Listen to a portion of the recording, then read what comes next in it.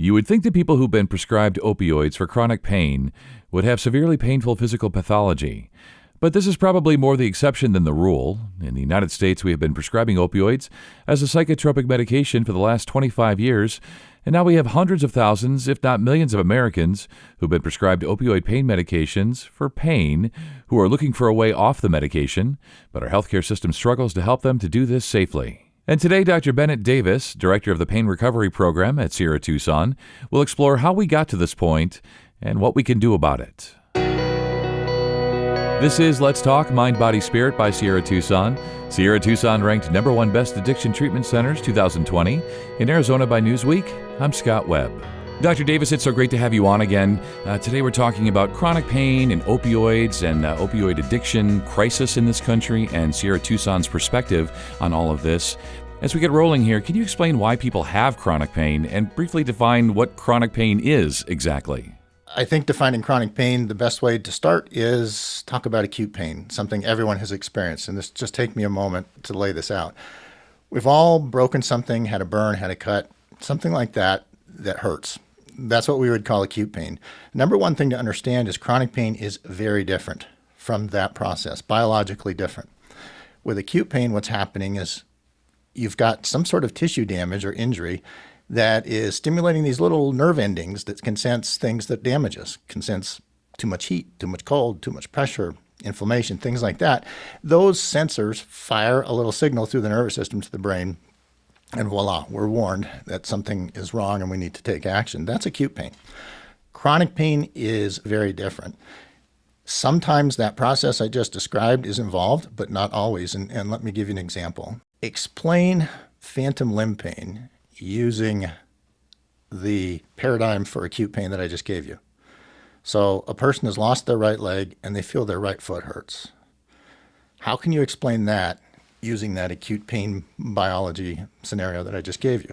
There's no foot. There are no sensors being stimulated by too much cold, too much pressure, too much heat. That's not happening. So where's it coming from? That's usually the first thing I'll ask when I'm sitting down with people and spending some time explaining what chronic pain is. Well, it's coming from the nervous system. It's coming from in the nervous system somewhere. And a lot of people will point to their head and say, oh, it's coming from the head. Not necessarily. The whole nervous system, the hyphen between the mind and body is the nervous system, and that's where that's coming from. So often chronic pain is coming from within the nervous system.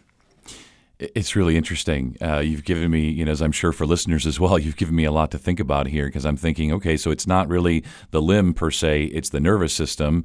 And that's just a great way to understand, we've all suffered, as you say, acute pain, and now understanding really where chronic pain originates from probably informs where we're going in this conversation about how we got where we are with opioids and so on. Before we get there, how does anxiety and depression play into chronic pain? Anxiety and depression don't make anything better, right? No. And everyone agrees with that. I mean, I can't think of one person who said, yeah, I'm better when I'm anxious and depressed. So they will make pain, either acute or chronic, worse. However, as far as we can tell, the evidence is that neither depression nor anxiety can cause pain. There are other things that can cause pain, but they aren't in there. So when we're treating people with chronic pain, I've heard people sort of lapse into, it's because of my depression or something. That's not true. We actually don't have evidence that depression and anxiety can change the way the nervous system works and cause that kind of pain from the nervous system that I was talking to you about. However, and I'll just hang this out there, opioids are really good at alleviating depression and anxiety, particularly anxiety, and even at low doses. We're experimenting with low doses of some opioids to see if we can use them to treat depression and anxiety. And I don't mean to say in the same sense as somebody who gets drunk and can't feel anything. I'm not talking about numbing out. It's another common narrative out there.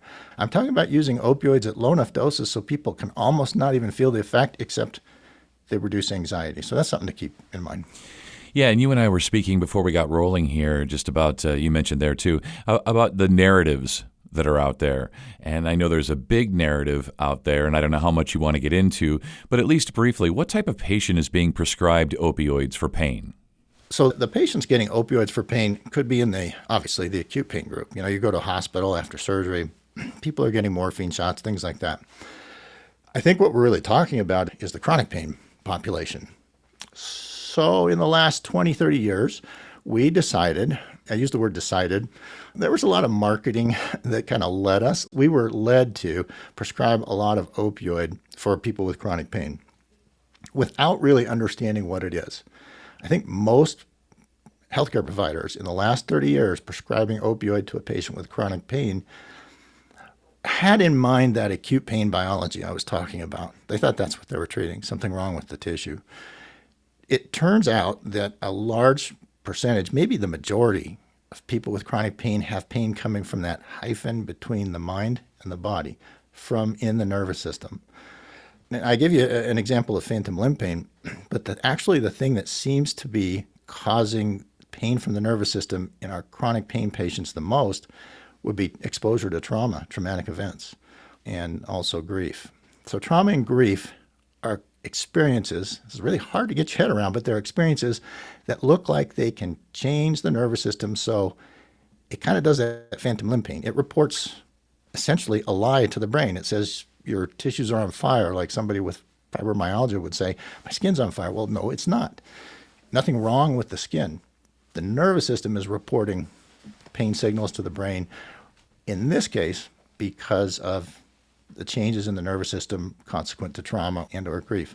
That's the majority of our chronic pain patients. So they'll present with pain, and we've been prescribing opioids essentially to treat trauma and grief. Interesting, yeah. That's a good leader right there.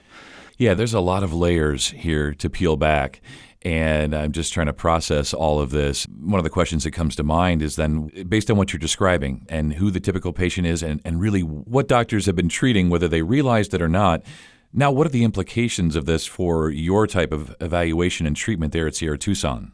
Yeah, that's a great question. Let me take a step back on that. What are the implications of what I'm saying to deprescribing opioids? So we've got a lot of Americans on opioids. In the last few years, we've seen a couple things that warn us that you can't just take people off because that increases the risk of psychological decompensation of really bad things, even suicide attempts. There was an article recently published from UC Davis, and they should get credit for doing that. That work showing how bad it can be psychologically simply to take people off opioids. The FDA issued a similar warning, and if you think about it, why are people struggling psychologically when we take them off of opioids? Getting back to what I said just a while ago, because turns out we're treating trauma and grief with the opioids. And if you simply take the medicine that's sort of keeping that at bay away, people often decompensate. So at Sierra Tucson, what we're doing is we're looking at the whole person to find out, well, is there a physical thing in the tissue that's causing pressure, inflammation, that sort of thing that we need to further work up and treat? Is there a change in the nervous system from nerve injury or from trauma or from grief that we need to address? And finally, how much is the opioid simply being used to treat depression and anxiety? That sounds weird, but underscore, treat depression and anxiety, not an addiction disorder. Those exist, of course, but that's a different scenario. And we're going to evaluate to see if substance use disorder has cropped up, because that does come our way as well, of course. And do you see better results when you use that combined approach, the behavioral and medical approach? Absolutely. We're not treating people who are suffering the consequences of trauma and grief medically, and vice versa. The majority of people have a combination of all the types of chronic pain I'm talking about. They may have an injury to the back, something like that, and also the trauma and the grief. So we're treating the whole thing at once. That's why you have to have that sort of medical behavioral model, and the results are much, much better. In fact, that's why I came to Sierra Tucson. I'm a medical doctor. My background is in orthopedics, anesthesiology, pain medicine, that sort of thing. But I'm here because we need the tools that a place like Sierra Tucson has to treat chronic pain. Yeah, that's really interesting, and glad to hear your personal story just a little bit there. And I can see really the benefits, as I'm sure listeners can, the benefits of the behavioral medical approach, that combined approach. I know you have to be careful due to privacy issues and concerns, but can you share an example of a success story? Yeah, I have a thank you card from a gentleman who was here 6 months ago, retired military, special forces career, and he had many injuries from sports when he was growing up, military-related injuries, and had that type of pain I described at the very beginning, for sure, broken parts and so on. But it turns out he had had a really rough upbringing, and he had been exposed to traumatic events in the military. All we did for this guy who was really struggling with pain, he felt pain in a number of parts of his body, back, head, neck, and kind of an all-over pain as well. All we did was really push the trauma grief narrative. The losses that he'd had in his service in the military, the trauma from growing up primarily, the developmental trauma we would call it. That's all we did. We did some physical therapy and kept him active. I've got the card sitting behind my desk that says 2 months or 3 months after I left, I have no more nerve pain. So what he was dealing with for years and years and years, and the medical system wasn't really helping him with. He was getting a lot of surgeries and things like that. Trauma therapy was the trick. So that's a story I put out there. I keep that card to show patients to say, look, have faith. Oftentimes, treating the trauma will do the trick.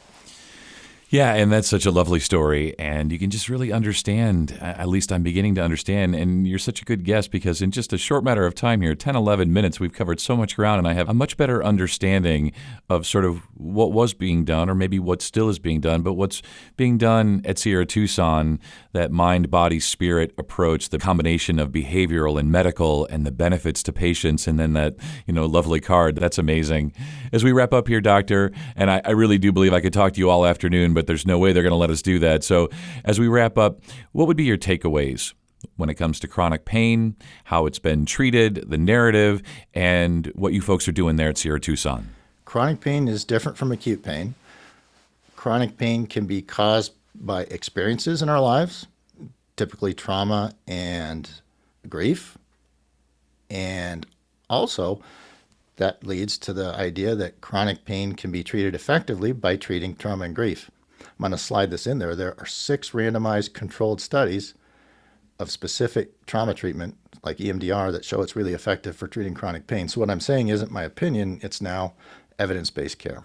And also, a lot of our patients are using opioids to treat anxiety and depression. Those are the main points. Obviously, a place like Sierra Tucson where we can get our handle on both the medical and the physical and start the trauma and the grief treatment is a place where people with chronic pain are going to want to consider. Yeah, that is really well said, and I have appreciated this conversation, as I'm sure listeners have. So, Doctor, thanks. Great speaking with you again. You stay well.